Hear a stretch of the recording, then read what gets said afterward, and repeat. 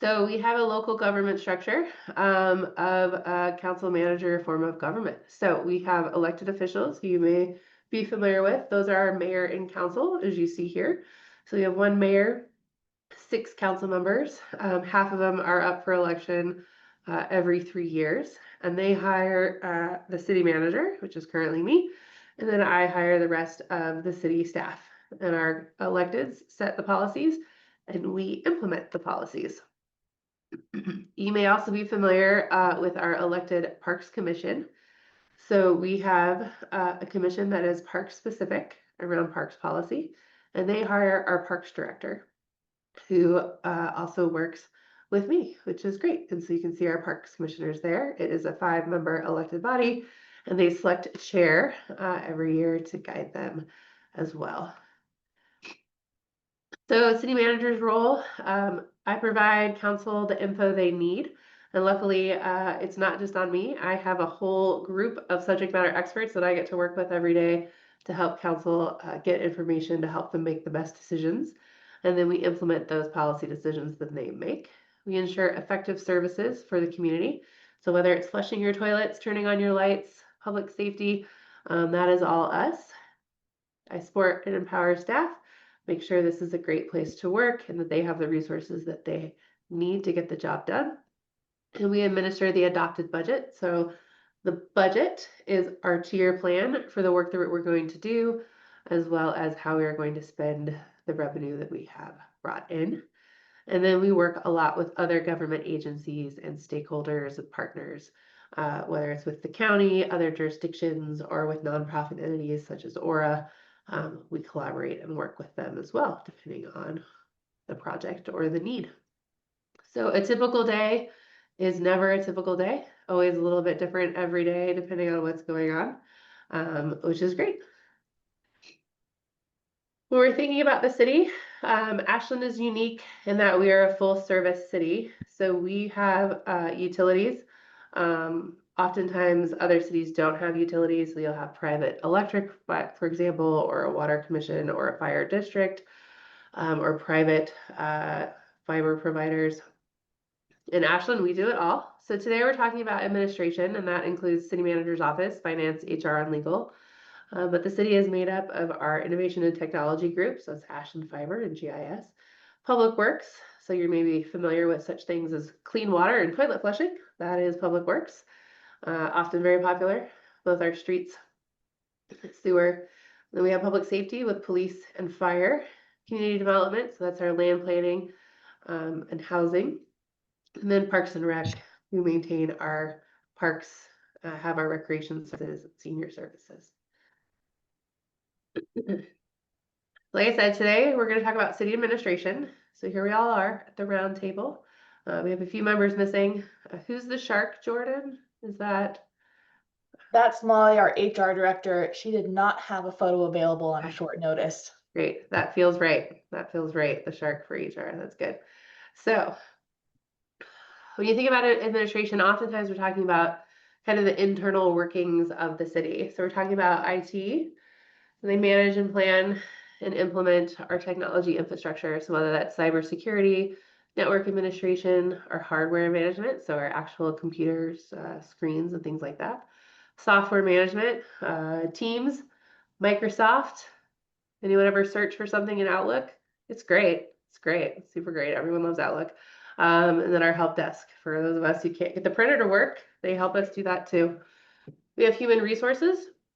So the city has over 200 employees. So human resources assists all the departments in recruiting and maintaining our employees. So whether that's labor relations with our 7 unions, doing class and comp to understand market factors in terms of pay, understanding our benefits. So whether it's in life insurance or health insurance, things like that. Workers' comp. So if someone is injured on the job, how we navigate that. And ensure we are adhering to all federal and state laws regarding employment. Finance. So the finance department. Bryn, do you want to speak to finance, or do you want me to introduce you and then you can take it away? So Bryn Morrison is here. She is our interim finance director. She's been with the city 15, 20 years. How long? Well, I'm on my 23rd year. 23rd year, so she knows all the secrets. And she is helping us out as the finance director right now. So I'll let her run through what they're doing over in finance, if you're okay with that, Bryn. Sure, absolutely, absolutely. So here in finance, we process the payroll for the city of Ashland for all the employees, 260 roughly, can't think of it off the top of my head. We do the accounting for all of the city functions, which would be accounts payable, accounts receivable, general billing. We perform the audit of our financial records each year. We are successful in receiving a clean audit each year for multiple decades now. We do the budgeting for the city. We do the debt management for the city, purchasing and utility billing for the services that Sabrina was speaking to earlier. So how many utilities do we have? We have water, we have wastewater, electric, Ashland And fiber, internet. and then we collect fees around stormwater, streets, Street. public safety. Correct. Okay, yeah. So a lot going on there. Everyone really cares about the finance department during budget season. They're front and center, and then the rest of the time they're in the background just making everything work. So we appreciate that. Speaking of budget, just because it is such an important topic here, we just in July concluded our budget process for our next biennial budget. So we have a 2-year budget here at the city. So we have 2025 through 2027. Our fiscal years run from July through June. And so there are state statutes that establish how we can make our budget. So we might just have a balanced budget every year, which means the revenue going out cannot exceed the revenue, or sorry, the money going out cannot exceed the revenue coming in. And we have a citizens budget committee that provides oversight that is a mix of both mayor and council, and then 7 citizens that are appointed to that budget committee. So if you are into finance and you want a committee that only meets for a short, intense duration, you can always consider the Citizens Budget Committee as a way to volunteer your expertise with the city, if that's something that might interest you. We have had 36 years of budget excellence, and Bren's been here for most of those, so thanks, Bren. So we start budget. Well, budget's kind of a constant thing, so we're constantly monitoring our budget. But when we're preparing our next biennial budget, it is about an 8-month process. I would say we start paying attention, doing projections, preparing, talking with departments, all of that, to get where we need to be to have the council adopt a budget. All right. So some major projects we have going on in our departments. So finance is in the process of looking for new utility billing software that makes it easier for billing as well as paying your bill. So we are excited about that. We are bringing some new payroll software online. We have paper timesheets, Excel timesheets, kind of old school. So we're looking to update that to make it easier for both our payroll staff to be able to do that, but also for our employees as well. And then working on updating our financial forecasting process. HR has just implemented a new class and comp schedule that they are rolling out, and we are continuing to navigate the mandated paid leave Oregon program that has come about. And IT is addressing deferred software updates, our hardware lifecycle replacements, and working on an AI policy to stay up to date with the changing landscape going on. And then we have also some external services. So our city recorder and the city manager's office, she is the clerk for the city council and the city elections officer, as well as the records manager. So anytime you see a meeting notice, council minutes, you want to run for election, have a public records request, you need a liquor license, that is all the city recorder doing that. We have our communications officer. And I can't see everyone. Dorinda, are you still on here? Okay. Do you want to talk about communications, Dorinda? Sure, yeah, I'd be happy to. So I've been in this role since February of 2023. And before that, the city went for a couple of years without a communications person. And so our goal was to start providing timely information that was accurate and easily accessible. And our primary communication tool is a city website. If you haven't checked it out, I encourage you to do so. And then we also have a variety of tools where people can learn about what we're working on or engage with us. We have a regular ad in the sneak preview. We're featured regularly in Ashland News, and we also have a City Corner article that we run in Ashland News probably about once a month. And then we're on social media. We're on Facebook, we're on Twitter, Instagram, YouTube, and Nextdoor. So you can engage with us that way. And then we've been doing a little bit with sandwich boards. I'm hoping to do a little bit more with that. Right now we have a sandwich board on the plaza that talks about our water treatment plant project. And we're working on having project pages for all of our big projects. So right now we have, I think the 3 big ones are the water treatment plant, the 2200 Ashland Street Emergency Shelter, and then the East Main Park project. So all of those are available on the website. And then we also have different ways that you can engage with us in person. We have our coffee and conversations, which take place 6 times per year. We have our annual town hall meeting. We have office hours. And then, of course, we also have public meetings, which you can actually go to council chambers and take part in person. We have a relationship with Rogue Valley Television where you can watch those movies, or not movies, you can watch those meetings live, or you can actually watch the broadcast later on. And they even have an app where you can watch on the go. All right, thank you. Economic development. Jordan, you want to do that one? Happy to. Hello, everyone. Good to see your faces and names. Thank you for joining us in class session. Before I jump in, I want to let you know I am the helpful coordinator for Sabrina. So if you ever have difficulties getting to class or have questions, I will be your email contact. So please don't be shy to email, text, or call as needs come up during the course this fall. But all that aside, I am helping support the city in economic development. Economic development is something that the city has been hands-off on for decades. OSF was a major driver of our town, continues to be, but to less of an extent. And so my role here at the city, which began about 8 months ago, is to help us create the plan and create the environment so that we can shift to including more year-round living wage jobs for folks here in Ashland and in the Valley. So a lot of the work that I'm doing right now is I'm acting as a liaison for businesses. So as they have to navigate the city processes, I'm there to help support them and remove red tape wherever I can. We're starting to make some code changes to make it easier to start and run a business here locally.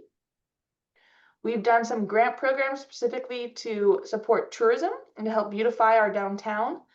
How many of you all have gone to the concert in the parks this summer? Those are, for example, part of our grant program. And then creating a long-term plan for us to actually attract and retain new businesses here locally. So working a lot behind the scenes with partners from SOU, from Business Oregon, professionals in our community, as we start to put a draft together around how we want to tackle economic development together. All right, perfect, thank you. And the last one, emergency management. Kelly, did you want to take that, or you want me to? Absolutely. You Thanks. got it. All right. Hi, everybody. Kelly Burns, City of Ashland Emergency Manager. I've been with the city for over 3 decades. I was with Fire and Emergency Services for a long time. And post the Alameda fire, I was experiencing gaps in us being able to respond just as responders to every call that we're going to need, to every disaster that we're going to need more organization for. The city created an emergency manager position, and I threw my name in the hat, and they picked me. I'm something of a collaborator and a trainer and good with relationships. And so I'm trying to bridge some of those gaps for us when we are faced with local disasters or regional disasters that will come one day. And hopefully everyone's training. Being a former firefighter, I like training all the time. And I want to just put a quick note in the chat that the city of Ashland is going to host a community-wide evacuation drill on October 11th.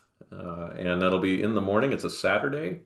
I just put the date and time in the chat, as well as our little poster and the email address to sign up at, although it didn't quite link. So if you copy it and paste it in your browser, it should. And I'm doing that for Dorinda to show that I can actually learn things to host a smaller website.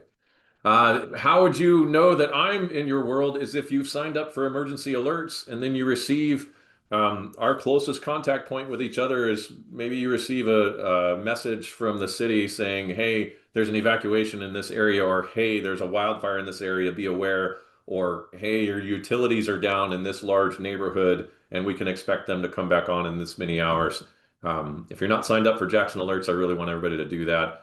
And check out the City of Ashland emergency preparedness pages. I've got a lot of resources there to help us all live in the Pacific Northwest that we love with a little less stress. Thanks for having me today. Thank you, Kelly. So if you see, to get Kelly's approval, we have this slide with our evacuation zones, as well as you can sign up for alerts that he was mentioning. So if you text 97520 to 888-777, you will get those alerts from Kelly as he pushes them out. We prefer no alerts, but that's an unreasonable expectation. So it's better to be informed than surprised. So we encourage everyone to check that out. Oh, sorry. My kid started school and now I will have the plague for the next 6 months. Okay, we miss Carrick, who's not on the call. He is our first point of contact and does everything else in the city manager's office. So if you call us or email us, often it's Carrick who's getting back to you. We also have some ad hoc committees we're responsible for and committees in the city manager's office. So he is our liaison to our child care ad hoc committee, as well as our social equity and racial justice committee. So Carrick is a great team member as well. All right, so major projects we have going on in administration. For the city recorder, we just offloaded 400 boxes of records for records cleanup. So we had been behind on destruction. So we've moved forward on that. We're digitizing our records and updating our policies. As Brenda mentioned, we're updating how we communicate to include some video elements, as well as working on welcome packets for new residents as well as businesses. And then Kelly is constantly working on making sure we are trained. We have a good cohesive emergency management plan, and the evacuation drill he mentioned is coming up, and that is a lift, and we appreciate him tackling that. And then economic development, we will have a new event calendar rolling out that will let everyone know what we have going on in the community. We have an event partnership grant that will help fund some of those great concerts that Jordan was mentioning next year. An action plan for where we're going, as well as some wayfinding downtown and other areas to make sure whether you're a resident or a visitor here, you know all the amazing places to visit. All right, some bonus projects for myself. We have our strategic plan going on. That'll be a community informed plan for the city for the next 10 years. Our facilities master plan, looking at all of the properties that we own and buildings that we own and figuring out the best way to move forward with those. And then a citywide municipal code cleanup. So our municipal codes are kind of the rules that outline how we do things, making sure those are up to date and appropriate. So a lot of team members making that happen as well. So we encourage you to download our C-Click Fix app. So this is a great thing you can have on your phone, or you can find a link on our website, and that's a great way to report things as well. We also take staff compliments on that app, so we're happy for those to come through as well. We do have office hours on Thursdays here at City Hall, so you want to come down and see us. City Hall is open from 8:30 to 10 on Thursdays.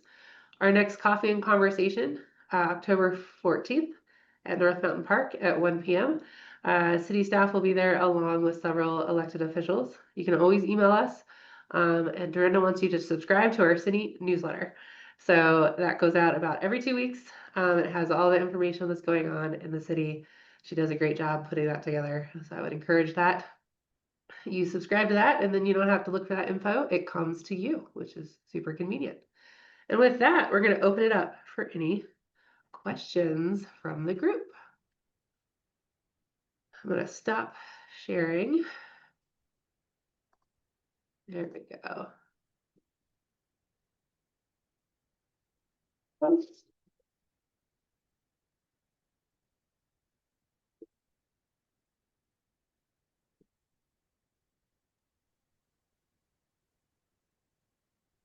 And if no one has any questions, I think we'd also love to hear what you're hoping to get out of this class as we shape and get ready for all future weeks within the other departments. We're open to any questions. We're not scared. We can handle it. Hit us with your questions. Or did we nail it? Or you knew all this? You know what we do. This is just a rehash. Okay, this is Kim, so you've probably already this is a battle, the East Main Park. Why are we doing that? How much is it gonna cost? How are you it's gonna impact the developments that are right next to it, so what are you gonna do there? All right, so how much it's gonna cost? So APRC just approved a $3 million construction budget. And it's gonna impact development near there. I'm not sure I know what development you're referring to. Could you clarify that, Kim? Thanks. Yeah, I'm in the Chicago Trace area, basically Clay, Abbott, Tolman Creek, that area. So basically it's gonna be pretty, and I look right across to the park. So it's like the streets in this area have intentionally been made narrow for traffic calming.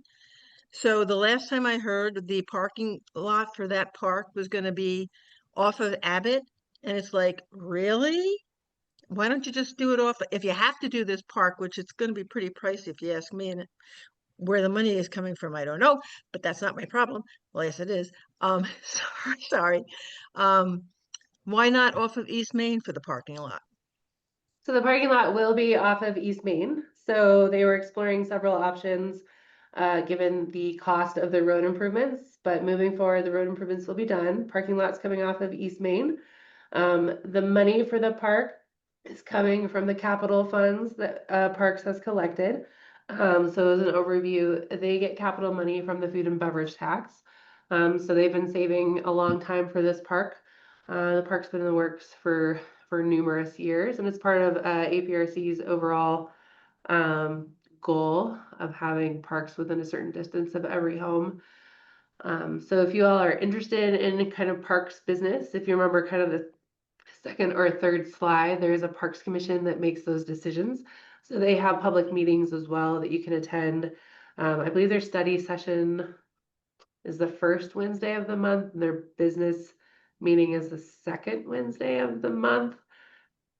She says confidently, yes, that sounds right. But we also have all of our public meetings on our website. Under public meetings, there's a calendar. So you can find all of our meetings, whether it's Parks Commission, City Council, Housing and Human Services, SURJAC, things like that. So take a look. Okay, and not to hog the question and answer period.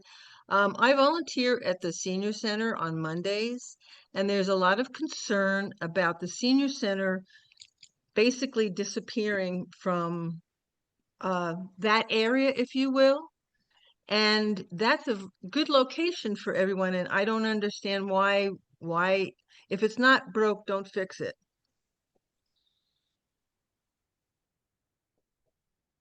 Was there a question there, Kim?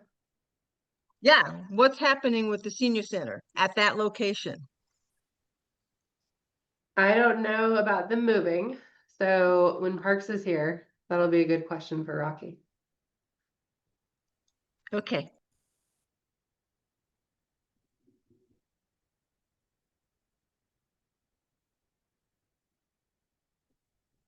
Paul, Ruben, Phil, Elaine, Fran, anyone?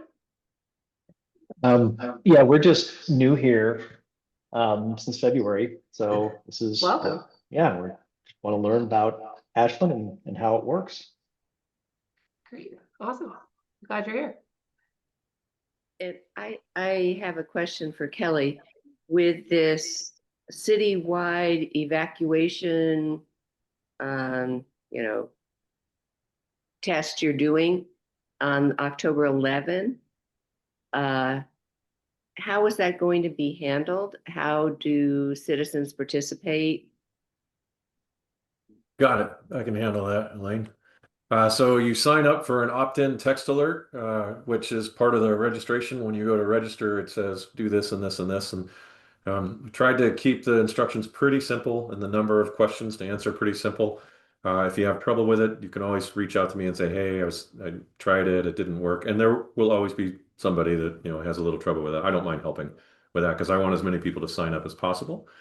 How's it going to run? At 9:30, for those that register and sign up for the text alert, you will receive an alert, a drill alert. Think of it like a fire drill in a school or a business.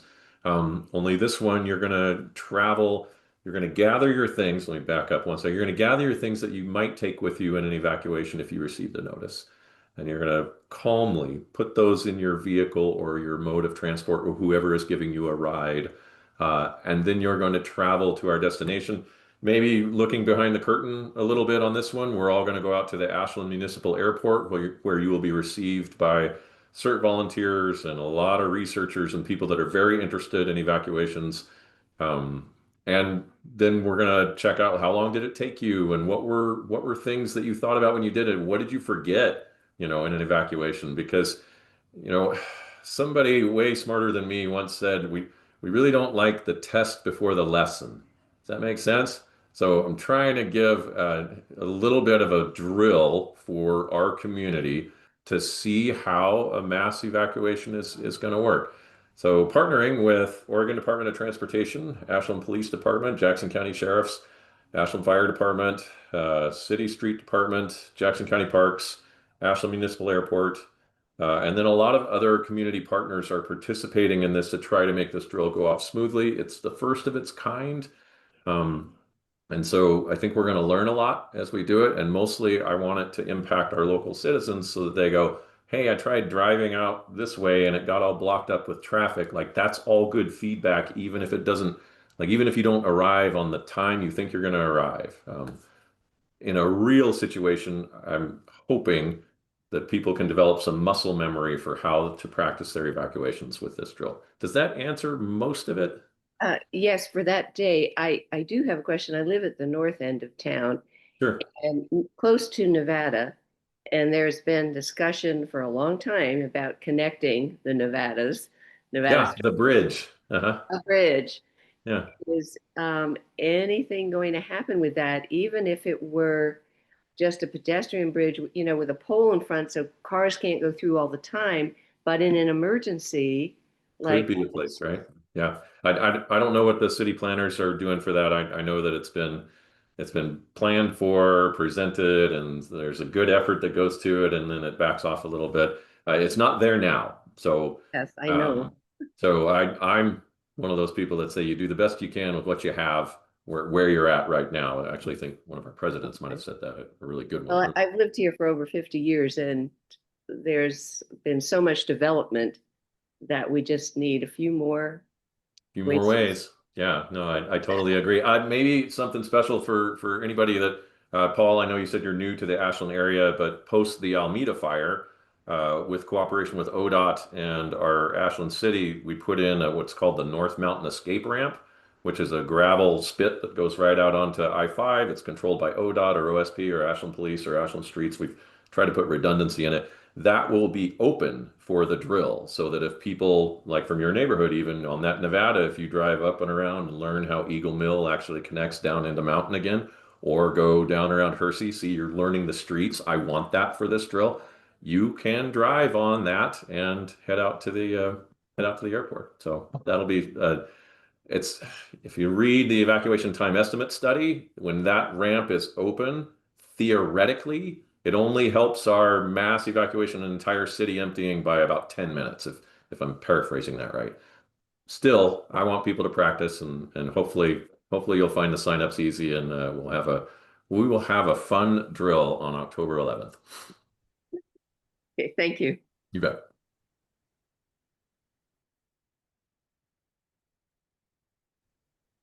I'd like to ask a question of Kelly also, and that is about the zones that we're all assigned to. I've seen the map, I know what zone I'm in and so forth, but what's the point of those? Are you going to contact different zones and tell us different things, or what? Sure. So the zones themselves are a strategic tool that the Wildfire Service of the United States have been using for a long time. It's only been in the recent decades that we're having urban conflagrations, and cities are now going, okay, we need to divide up our territories into these evacuation zones. And I'm conceptualizing this for you, so that when we do have a fire and it's only affecting one or two zones, then those are the people that can get the most critical messages. And if everyone's getting those messages, then they know, if they know their zone, oh, my zone's not even affected. Okay, well, if there is a fire, or, we don't just have fires, even though we have fires pretty frequently here in Jackson County. We have floods, we can have earthquakes, we can have windstorms. Anybody else, your favorite disaster?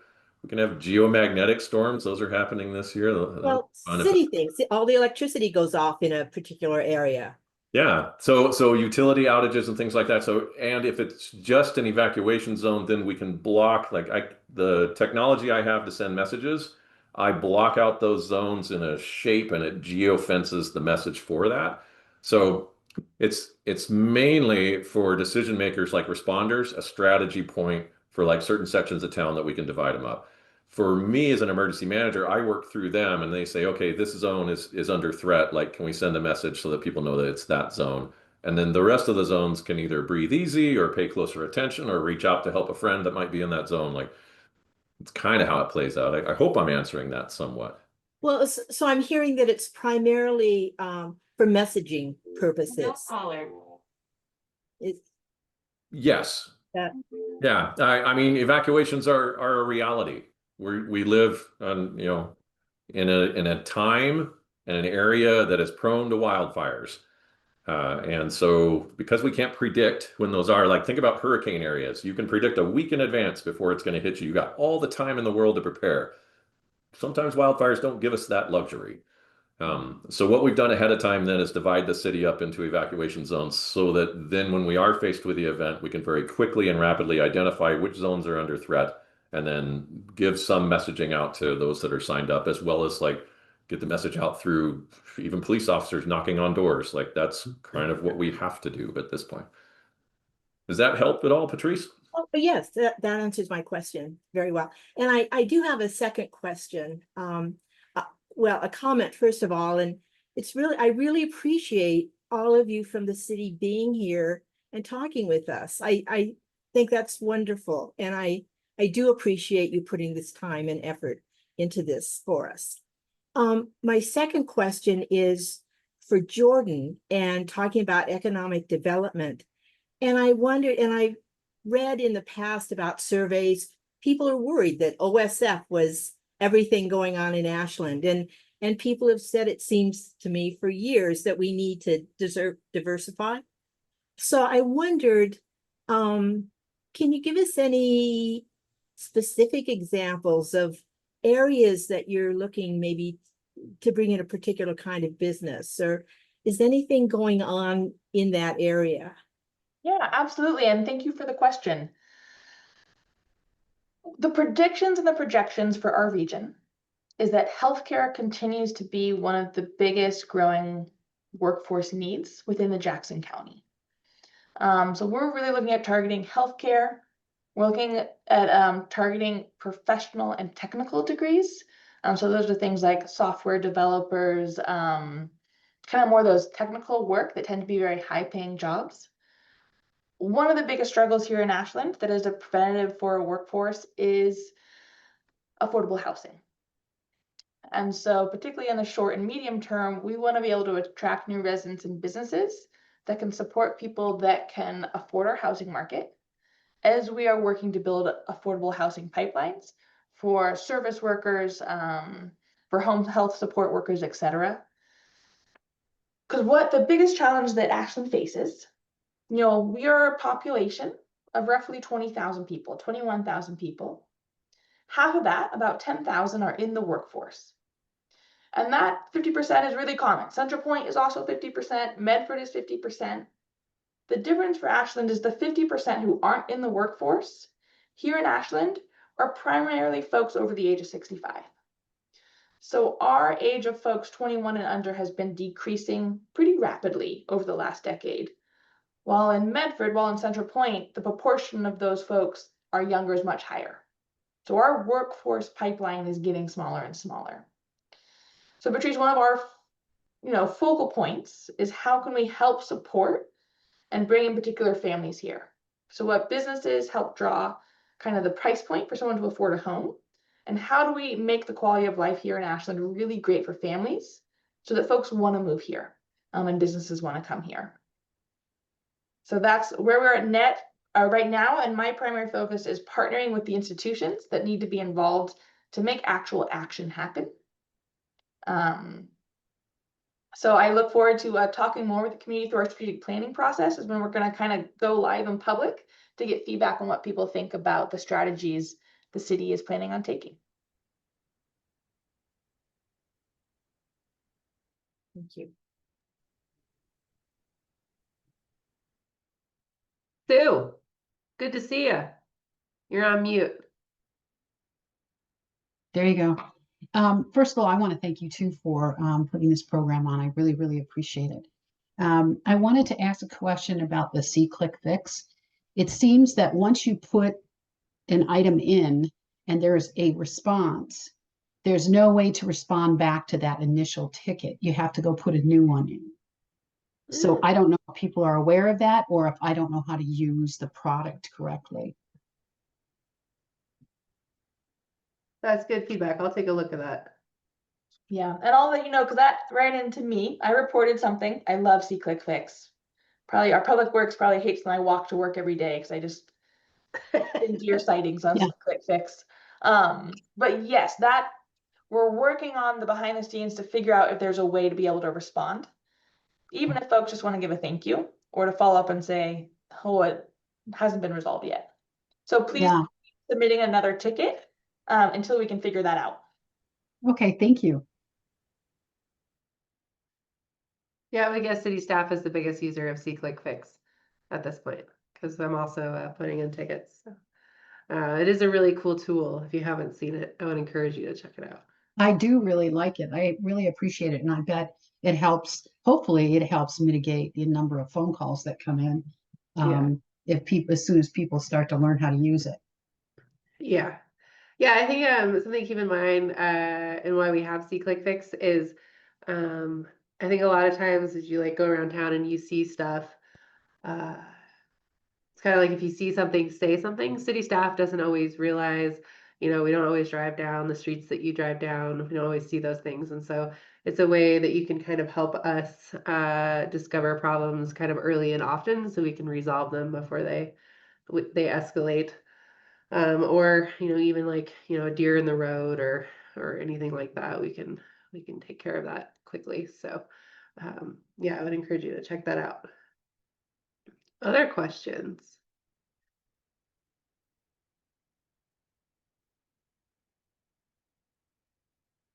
Okay. I have a question for, Sue, yeah. Question, I don't know if you can answer this or not in terms of having the statistics available, but do we have a rise in petty crime in the city of Ashland, or is it the same? What's been happening with that? Any idea? I don't want to speak to that without getting the actual data. So PD will be one of our elements or public safety. So I'll get that question to the chief, and why don't we address that, Sue, during public safety? We can go through some of our Great. data. Thank you. Would that work for you? Yeah. Works fine.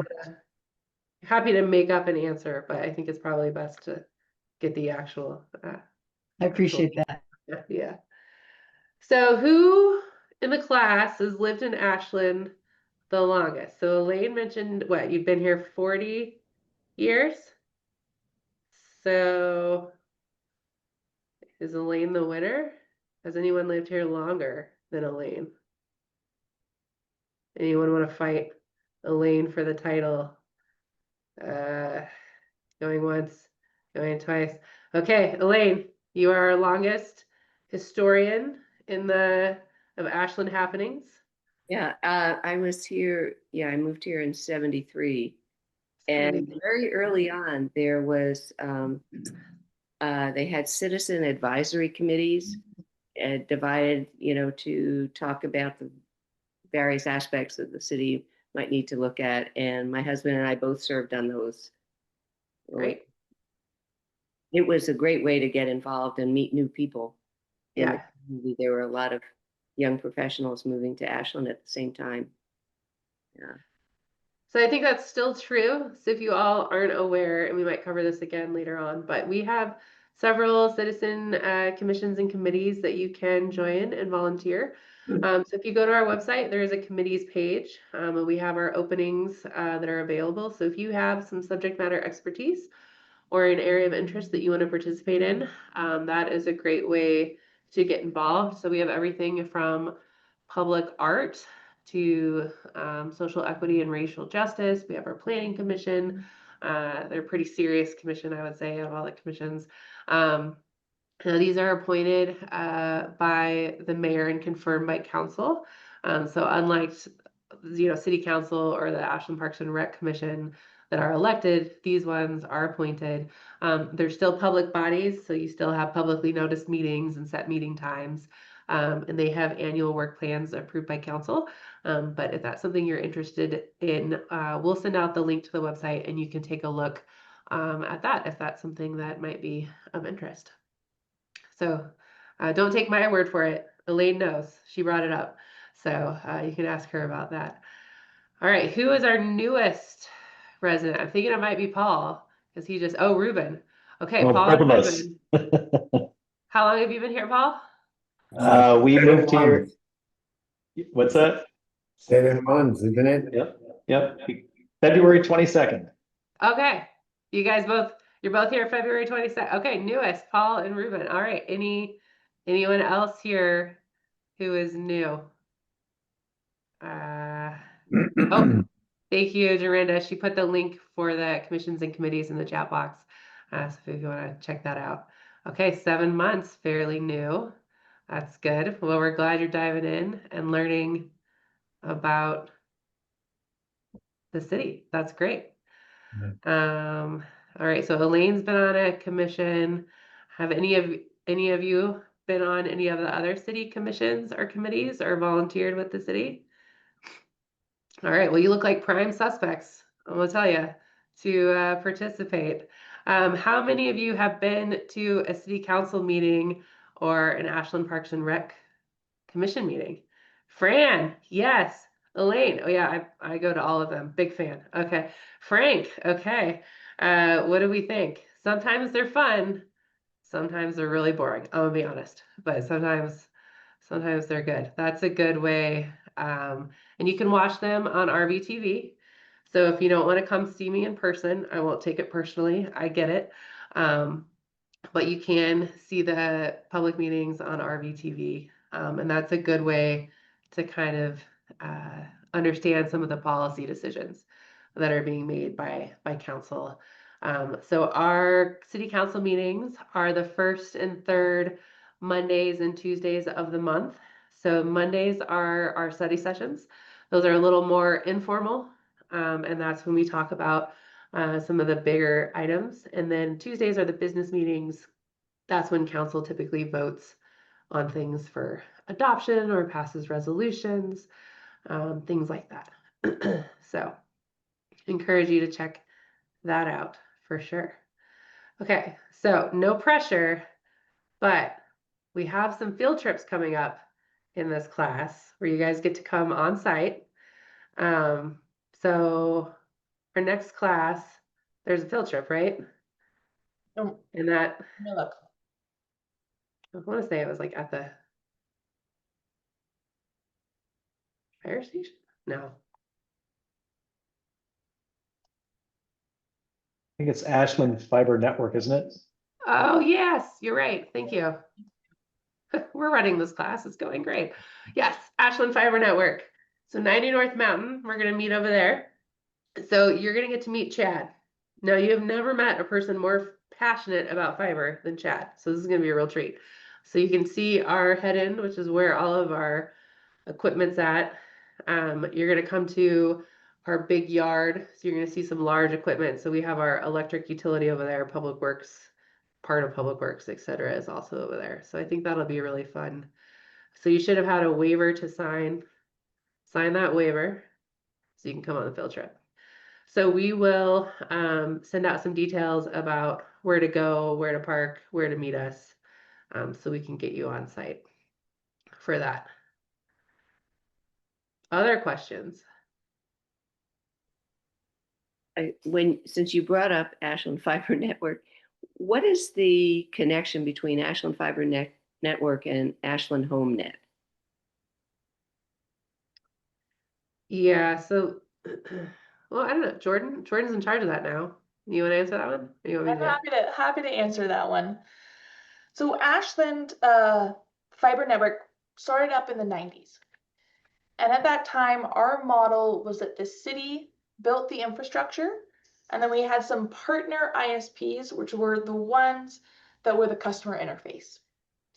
So Ashland HomeNet was one of those folks where they would sign up customers, and then the city would do all the behind the scenes work. That has changed over time, where now the city does signups as well as the infrastructure, but some of our partners still exist, and Ashland HomeNet is one of them. And so practically what we're doing is we're selling the internet wholesale to Ashland HomeNet, and they're selling it to you. And that's been a partnership from the get-go. What other partnerships do you have? So we had a JeffNet, which Right. recently became part of Ashland HomeNet.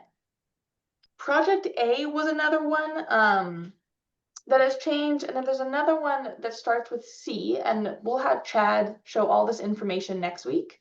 He'll show the charts of the subscriptions. But we had, I think, 4 or 5 back in the day, and I think we're now down to 3. And about 50-50. The city maintains 50 subscriberships and about 50% from our partners. I will say, and not steal Chad's thunder, we are rolling out gigabyte internet speed to about half of residences in Ashland over the next 6 months.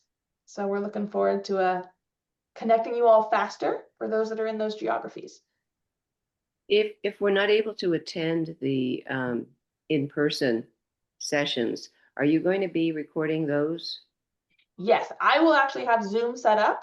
So if you want to Zoom for the classroom part, we'll have that happening. I will not be able to Zoom the tour because I think I'll just make you very, very motion sick. But if in the future, if you guys really want to see something that you missed, email me and I can schedule something for you to swing by. Thank you. Sue. So if you're going to go to the gigabytes, will that be offered first through the city before it be offered to your citizen subscribers? Do you mean when you say the city, do you mean the city government? Right. In other words, for those that would have access to the gigabyte service, would it be those who are directly billing to Ashland Fiber Network? We'll Or- double check with Chad next week, but it should be both at the same time. Ashland HomeNet has the exact same access to the services of Ashland FiberNet.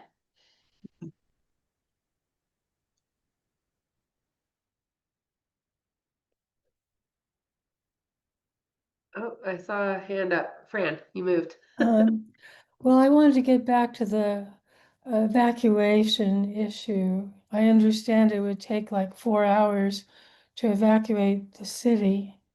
And I'm wondering if there's any feasible way to speed that up. Or is there a possibility of more evacuation routes if we just put enough money into it?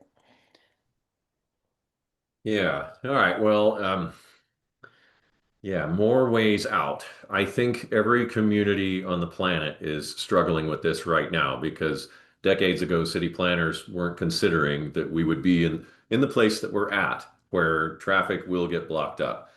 Will there be more monies thrown at creating more routes? I think what's happening right now is a shift in hardening and strengthening our existing routes. That will be through funding, which should be allocated for our community wildfire protection plan because that just passed. And it says, hey, you need to harden the infrastructure, like get rid of the wooden power poles. Why do we still have those? They fall down when they burn around the edges. Like let's replace those. That takes money and it takes people. And so we are incrementally doing that along those routes. We're going to reduce the fuels, which would be the trees and those that might fall as well along those routes. There's a lot that's being looked at, Fran, and there's a lot that we're planning for, and we're still doing a lot. But will we ever get to the place where now we have enough routes, everybody's organized and prepared, and when it happens, we all just calmly get in our mode of transport and go? I would like that. But I'm not sure that that's super realistic. My big push right now with the limitations of funding, people, is to push individual preparedness and community preparedness, because one of the things that we learned when we had the test before the lesson in Alameda is that when there weren't enough firefighters and weren't enough police officers to get everybody out of the way of this very fast-moving fire, community members stood up and helped each other out. Had they not done that, then we probably would have had more injuries and deaths related to that fire. So my push to everyone here is to make sure that you are getting prepared for this to happen. And that means connecting with friends and neighbors and maybe sharing with them, hey, I don't have a car. How am I going to get out? Okay, well, let's connect you with somebody that can. Let's make it so that each of us individually and through our neighborhoods can be connected enough that we're one less 911 call during an event like that. That's what I'm pushing right now, and there are steps that we are taking to improve our existing infrastructure. Is it happening fast enough? No, not for me, but I also understand that there are limitations to that. I hope that answers it fairly. Has there been any thought to creating like, let's see, like a zone around the city that is less likely to burn? That is a great question, and we are working on that. In fact, again, nationally, every community is trying to figure this out. There's a study that was just put out by NIST, the National Institute of Science and Technology, about temporary evacuation points or temporary refuge areas.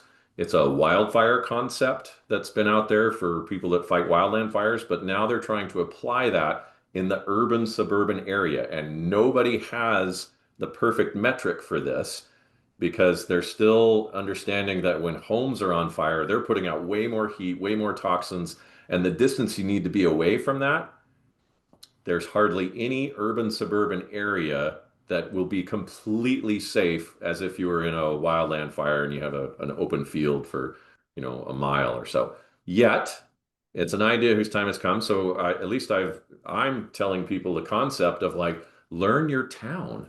Learn areas of town that are irrigated, that are wide open, that don't have a lot of overhanging trees. And that's your backup plan in an urban, suburban area if your evacuation fails. And hey, we have a lot of great park spaces here. We have a lot. We have a few public schools and a university, and there are wide open spaces. Can I legally tell you to go there? And you're like, Kelly says I'm supposed to go there? No, but you can learn where they're at, because in an emergency, if you can't get out, I want you to have a backup plan. And that means you've got to find places that have a wide enough space buffered away from buildings that might be on fire, that if you can't get out, you could at least try there. And we are trying to identify those spaces right now. I'm working with our GIS team and our Fire Adapted Communities coordinator. We're just trying to find the biggest ones so that when we get done with all the other things we're supposed to do, then we're going to be able to post those and educate the public about where those best areas are. And Fran, the city has also done a lot of wildfire mitigation work around Ashland or along the forested hills of Ashland. And during the week that our fire department presents, they're the ones that oversee all of our wildfire prevention. It's pretty cool work that has gone into making our watershed so that it will burn more slowly and less likely to burn at all with the work they're doing. So yes, we're trying to make the perimeter of Ashland safer to prevent fires in the first place. Let me ask a quick question to the group. You all live in the city limits of Ashland or just on the outside? Everybody head nod. Do you know wide open spaces that are maybe a block or two away from your house? Have you gone and looked at how easy it is to get into those? Some of them are fenced and locked. And so think about that. And if you haven't yet, think about your route during an evacuation, which you might go. And an old fire chief that trained me, he was very mean to me. He always blocked my first way out that I would try to get out of a building. He'd say, okay, rookie, you can't go that way. You've got to find a second way. I would encourage you to find a second route because we don't have a lot of ways out of town, but we have more than one. All right, so we're just at about time for our class. So we'll send out more info for next week so you guys know where to go. We will have a Zoom component, it sounds like, so if you can't join us, you'll at least get to participate in the learning part of what we're doing next week. I think just to conclude, since emergency management is always a popular topic that we've been working on all summer with our Better Preparedness series, something to keep in mind, you can find a lot of resources about this on our website, but I would think about it as prepare yourself as in no one is coming.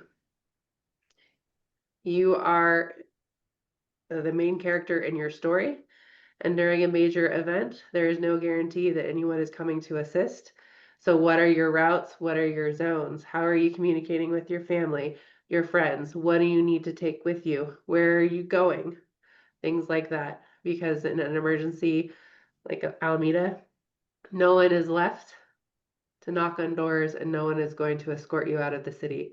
And so I encourage you to please check out those resources. Dorinda has put the link in the chat to be prepared. And Kelly is doing amazing work to ensure that we have routes and maps and sites identified. But it is on you as citizens to be prepared and know your info. So thank you everyone for a great first class. I look forward to seeing you guys in person.